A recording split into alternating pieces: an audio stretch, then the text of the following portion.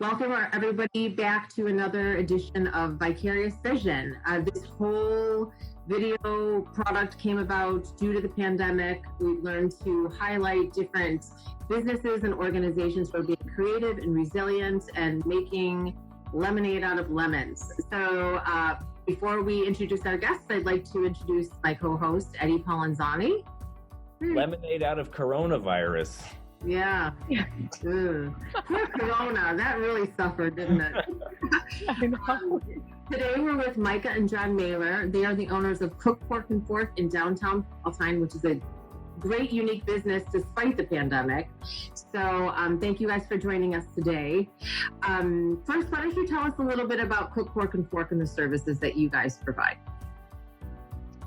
Well, first off, thank you guys for having us on here. It's really awesome thing you guys are doing to help the community, and we really appreciate it. So what was the question again? We are a recreational cooking school. We're located in downtown Palatine, so we do cooking classes for fun. Our normal classes are feature classes and focus classes. Our feature classes are usually like Asian, French, Greek, Italian, and a little bit of everything in between. The focus classes are usually like pasta, pizza, gnocchi, knife skills, and those are the classes we do outside of our current circumstances. We also do full kitchenware retail, just about everything you need for the kitchen. Some of the other things that we do is Cork and Cheese Club. Mm-hmm. So that's something where it's a membership, 3, 6, or 12-month membership. We do sell wine and beer as well. And you said knife sharpening, right? No. So knife sharpening is a normal thing that we do. John is a master knife sharpener, so. I didn't know that existed. Yes. Yes. So he's also the security guy at Cork and Fork then, right? I mean, he could just keep throwing knife action. Standing at the door with a knife. Yes, for sure. I love the story of how your business came to be because, John, I think it was your love of cooking that kind of started you guys down this path, which led to Cork and Fork, right? Yeah. That's exactly right. So Exactly I've always enjoyed cooking. I actually started. It was time that I spent with my grandmother. So that was something that she always did. It was just, she was, old school Polish. And that's how we spent time together. So I learned a lot from her. When we first met, I knew he loved to cook. He was cooking for me. I was definitely eating a lot of foods that I had never tried before. And I got him a gift certificate for us to do a private cooking class. At the time, I think we'd been dating for 3 months. Never in my life, never in either one of our lives did we think that 8 years later we would be opening this cooking school. But then it was 2 years before we actually opened, where our friends were getting married and they did a combined cooking event in the city, and as a bachelorette party that we went to, and that's, I would say, really kind of when that light bulb went off. It was a variation of what we do. We just kind of took it to the next level. We added more retail. Yeah. Our classes are more hands-on than the one that we went to. And it's just more involvement. Our classes are hands-on, from chopping, cutting, dicing, mincing, to incorporating all those ingredients into the recipe. And then again, once we get through this current COVID situation, it's you actually do all the cooking, and then you sit down and eat what you make. And you class. enjoy it, yeah. And you do, yeah. So we're really looking forward to getting back to that, to where we can actually have our guests back in the kitchen to eat. Yeah. Hopefully sooner rather than later, because it's just a huge part of what we do, and we love it. Like, I think cooking in general, like you were saying, John, with, these memories of you and your grandmother, and just like the preparation of food is like a really kind of a bonding experience. It does something really interesting when you're there. It's hard to describe. You guys know what I'm talking about? You probably see it with people that. On that note, it makes total sense, because that's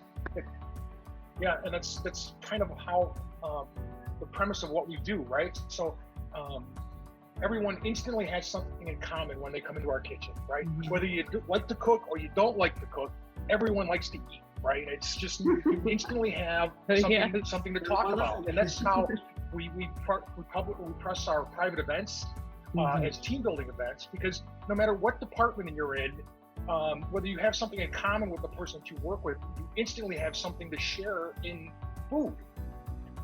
Mica, tell the truth. When you found out that John was someone that loved to cook and knew his way around the kitchen, that kind of made it more attractive in your eyes, didn't it? Heck yeah. Hell yeah. Oh my goodness.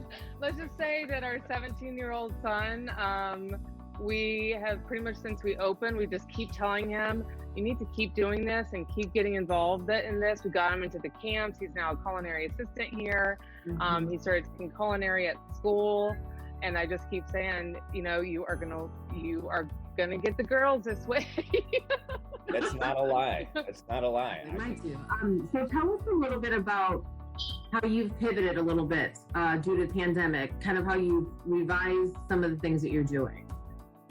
Yeah, so I think that's one thing. I don't want to say we've been lucky, but we've been lucky because we had all these ideas from probably day one, 5 years ago. What it's allowed us to do is give us the time to take that next step in this growth. So we have really gone online with a lot of stuff where we are doing Friday night happy hours on Facebook. So it's just a Facebook Live happy hour with our chef. It's a lot of fun. We have also gone to the wine case sales. So we've never done cases of wine sales in the past. It's, you come in, most people buy the bottle when they were doing a class. What we've done is we've reached out to our distributor. We've gotten a list of wines that we've carried throughout all 5 years. And we were able to really get to a point where we could reduce the price. So every week you can submit your order for a case of wine or more. We have had some people who are buying 3 and 4. That's a nice stack wine stack. 3 or 4 cases. Yes. And then you just do curbside pickup on Saturdays. When do people need to order wine by Thursday? Thursdays at 3 p.m. Okay. Thursdays at 3 p.m. You are providing an essential service with that wine pickup, so thank you very much. You are. You're so welcome. It's essential. I know. It is for sure. I don't know how most of us would have made it through, right? So, but because of all the home cooking, the knives need sharpened. So every Friday between, I think, 11 and 1, I'm not here, so sorry, that's again John's thing. You drop off your knives in front of the store in a little basket. John will sharpen them, and then either depending on if he's got a lot or a little, if he has a lot, you do pick up on Saturday. But if he doesn't have any to sharpen right then and there, he'll sharpen them right then and there for you, and you can pick them up. So and then once we started doing those wine sales, we started getting more people asking for other things. So we decided, hey, let's, we sell oils and vinegars and salts and rubs and dips. And so we created a list of that, and we put that on our website. Again, people can just send us, and there is no deadline. It's send us an email. We've had lots of emails for skillets, for new knives, for, new cast iron, cookware, all kinds of kitchen gadgets. So we're actually doing, retail that it's getting us to the point of starting to talk about getting an online shop.